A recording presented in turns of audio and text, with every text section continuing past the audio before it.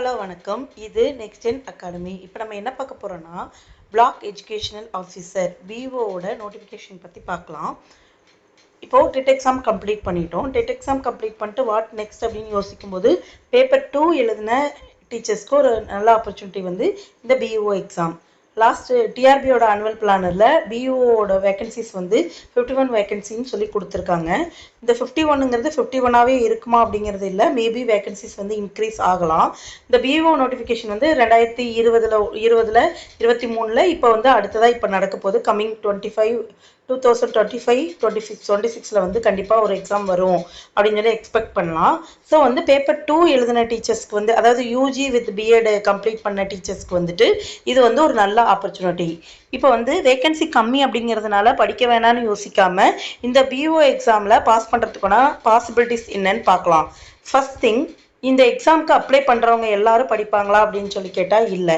Next one, notification வந்ததும் படிக்கலாம் அப்படின்னு சொல்லி திங்க் பண்ணுறவங்க நிறைய பேர். ஆனால் நாம் அந்த மிஸ்டேக்கை பண்ணாமல் டெட் எக்ஸாம் முடிஞ்ச உடனே இப்போவே படிக்க ஸ்டார்ட் பண்ணால் அது நமக்கு நிச்சயமாக பயனுள்ளதாக இருக்கும். அது எப்படி அப்படின்னா, சைக்காலஜி, தமிழ் இதெல்லாமே வந்துட்டு கொஞ்சம் டெட் எக்ஸாமுக்கு படித்த ஏரியா தான். சைக்காலஜிலாம் பார்த்தீங்கன்னா மேக்ஸிமம் வந்து நீங்கள் டெட் எக்ஸாமுக்கு ப்ரிப்பேர் பண்ண ஏரியாவாக தான் இருக்கும்.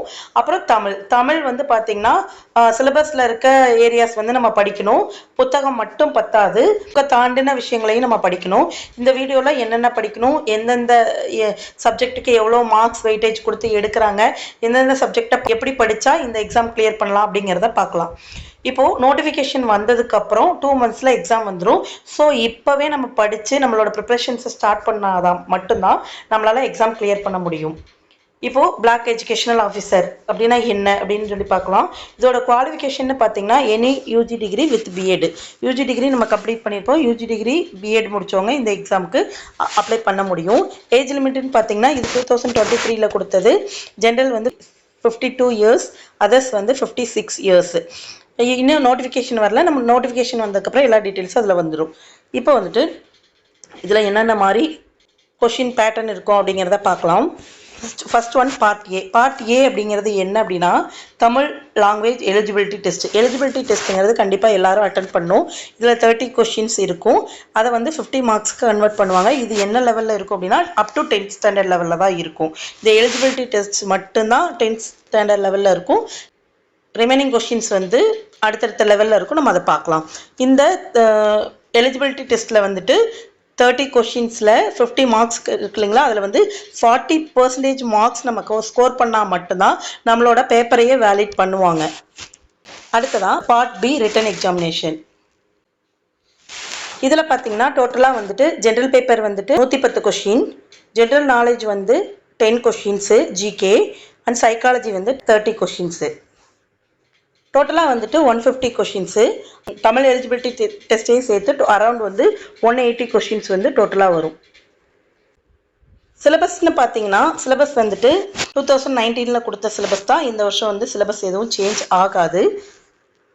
இப்போது சிலபஸ் பற்றி பார்க்கலாம். Syllabus for black educational officers examination. இதில் வந்து டோட்டல் மார்க்ஸ் வந்து 150. இதில் கோர் சப்ஜெக்ட் வந்து 110 மார்க்ஸு. இதில் வந்து யூனிட் 1ல் வந்து பார்த்திங்கன்னா history of Tamil literature, Tamil இலக்கியம் சங்ககாலம் முதல் தற்காலம் வரை கொடுத்துருக்காங்க சிலபஸ்ஸு. இதில் வந்துட்டு சங்க இலக்கியம், சங்கம் பற்றிய குறிப்புகள், பாட்டும் தொகையும் தொகுப்பும் வரை சங்க இலக்கிய சிறப்புகள். அது மட்டும் இல்லாமல் 14 கீழ்கணக்கு, நீதி நூல்கள், ஐம்பெருங்காப்பியங்கள், ஐஞ்சிருங்காப்பியங்கள், பக்தி இலக்கியம், தேவாரம், 4000 திவ்ய பிரபந்தம், திருமந்திரம், திருப்புகள் இப்படி வந்து கொடுத்துருக்காங்க. சமணம், பௌத்தம், இஸ்லாம், சித்தர்கள், சமூக சீர்திருத்தம். அது மட்டும் இல்லாமல் தற்காலத்தில் வந்துட்டு தமிழ் உரைநடை வளர்ச்சி, புனைக்கதைகள், நாவல், சிறுகதைகள், நாட்டுப்புறவியல் இதெல்லாமே கொடுத்துருக்காங்க. இலக்கணத்தில் வந்துட்டு எழுத்து, சொல், பொருள், யாப்பு, அணி இதெல்லாமே கொடுத்துருக்காங்க. இது வந்து எங்கே படிக்கணும், வேர் டு ஸ்டடி எங்கே படிக்கணும் அப்படின்னா, நிச்சயமாக நம்ம 6th to 12th புக்கும் நிச்சயமாக போதாது. அது மட்டும் படித்தா நம்ம இந்த சிலபஸ்லாம் கவர் பண்ண முடியாது. அதையும் தாண்டி இந்த சப்ஜெக்ட் ரிலேட்டடாக தேவிரா அப்படின்னு சொல்லி ஒரு தமிழ் புக் இருக்குது. அந்த புக்கை வாங்கிக்கிட்டோம் அப்படின்னா கண்டிப்பாக இது இப்போ 14 கீழ்கணக்கு நூல்கள்னால் 14 கீழ்கணக்கு நூல்களை பற்றின எல்லா இன்ஃபர்மேஷனும் மேக்ஸிமம் இன்ஃபர்மேஷன் வந்து அதில் தொகுத்து கொடுக்கப்பட்டிருக்கும். அதை நம்ம ப்ரிப்பேர் பண்ணால் போதுமாக இருக்கும். அடுத்தது வந்துட்டு ஹிஸ்ட்ரி ஆஃப் இங்கிலீஷ் லிட்ரேச்சர்.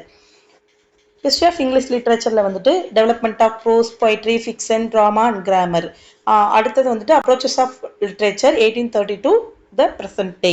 இதில் வந்துட்டு மாடர்ன் ட்ராமா, மாடர்ன் ஃபிக்ஷன்,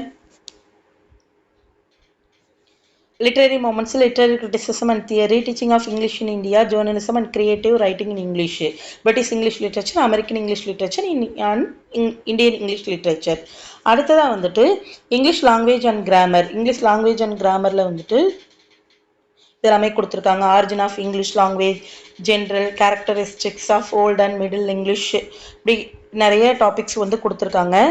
இதுக்கெல்லாம் வந்துட்டு ஸ்கூல் புக்ஸ் போதுமா அப்படின்னா நிச்சயமாக ஸ்கூல் புக்ஸ் போதாது.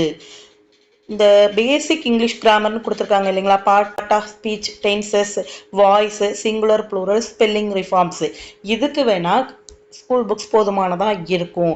மீதி ரிமைனிங் எந்த டாப்பிக்குமே இந்த லாஸ்ட்டாக கொடுத்துருக்கிற டாபிக் மட்டும் ஸ்கூல் புக்ஸில் ரெஃபர் பண்ணலாம். மீதி எந்த டாப்பிக்குமே ஸ்கூல் புக்ஸில் ரெஃபர் பண்ண முடியாது. இது வந்துட்டு இதுக்குன்னு தனியாக 2 புக்ஸ் இருக்குது. அந்த புக்ஸை தான் நம்ம ரெஃபர் பண்ணணும். அந்த புக்ஸ் என்னன்னா, ஹிஸ்ட்ரி ஆஃப் இங்கிலீஷ் லாங்குவேஜ் வந்துட்டு ஃப்ரெடரிக் டி வுட் அவங்க எழுதின ஹிஸ்ட்ரி ஆஃப் இங்கிலீஷ் லாங்குவேஜ் அப்படிங்கிற புக்கும்,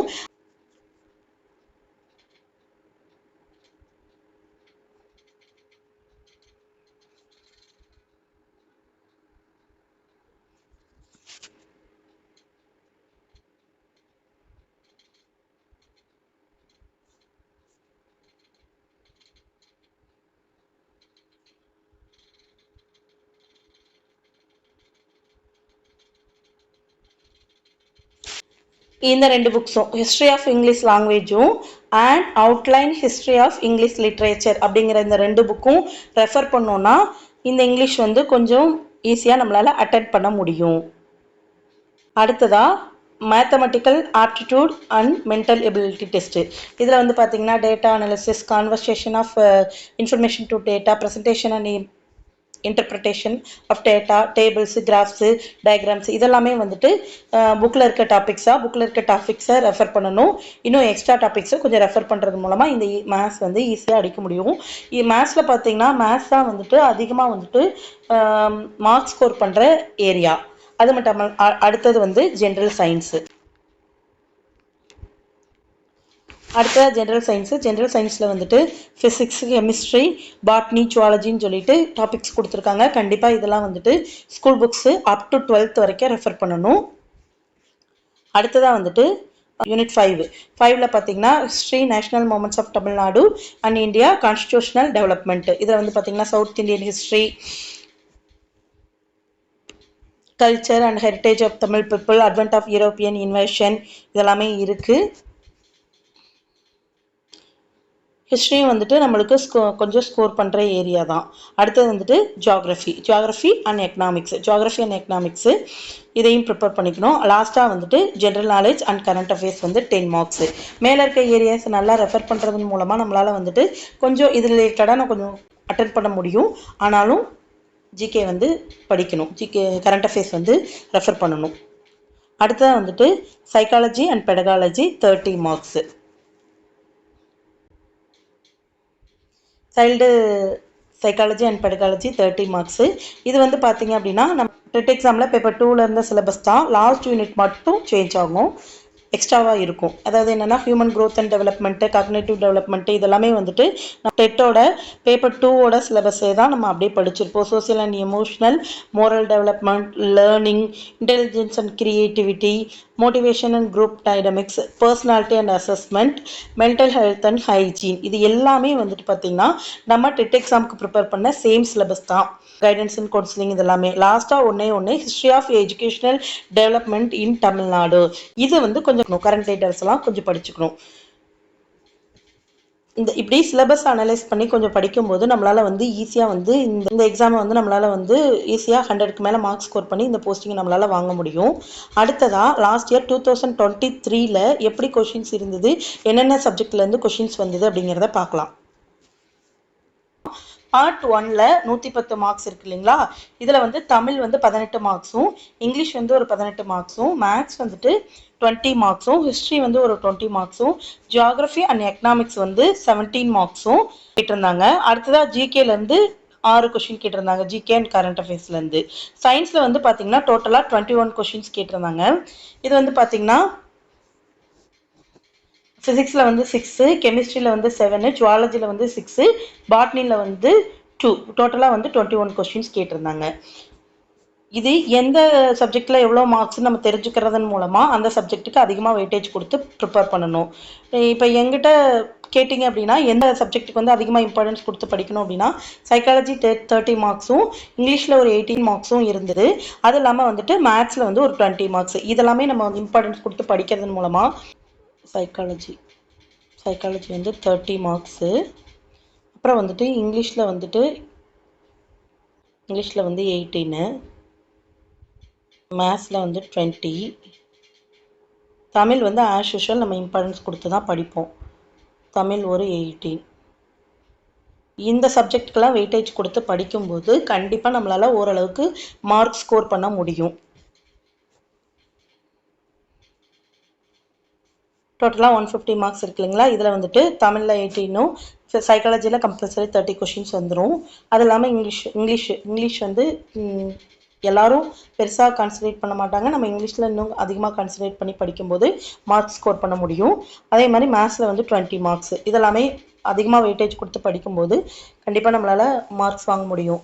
அதே மாதிரி பார்த்திங்கன்னா நோட்டிஃபிகேஷன் வந்து 50 டேஸில் கண்டிப்பாக எக்ஸாம் வந்துடும். ஸோ இப்போவே வந்து நம்ம ப்ரிப்பேர் பண்ணுறதை ஸ்டார்ட் பண்ணுறதன் மூலமாக கண்டிப்பாக ஈஸியாக எக்ஸாமில் பாஸ் பண்ண முடியும். டோட்டலாக வந்து 110 மார்க்கு கரெக்டாக போட்டோம் அப்படின்னா கண்டிப்பாக நம்மளுக்கு ஜாப் கன்ஃபார்ம். நமக்கு தேவையானது 51 போஸ்டிங் தான் இருக்குது, 51 வேக்கன்சி தான் இருக்குது அப்படின்னு நம்ம யோசிக்காமல் நமக்கு தேவையானது அந்த 51 வேக்கன்சிலையும் ஒரே ஒரு வேக்கன்சி தான் நமக்கானது. ஸோ அதை யோசித்து நம்ம ஹார்ட் ஒர்க் பண்ணணும் அப்படின்னா நிச்சயமாக நம்ம இந்த எக்ஸாமில் நம்மளால் பாஸ் பண்ண முடியும். ஓகே டீச்சர்ஸ், இந்த வீடியோ நிச்சயமாக உங்களுக்கு பயனுள்ளதாக இருக்கும். இனி நம்ம சேனலில் வர அடுத்தடுத்த வீடியோஸில் அடுத்தடுத்த டாபிக்ஸை எக்ஸ்பிளைன் பண்ணி போடுறோம். என்னென்ன மாதிரி வீடியோஸ் வேணுங்கிறத கமெண்ட்டில் சொல்லுங்கள். Thank you teachers.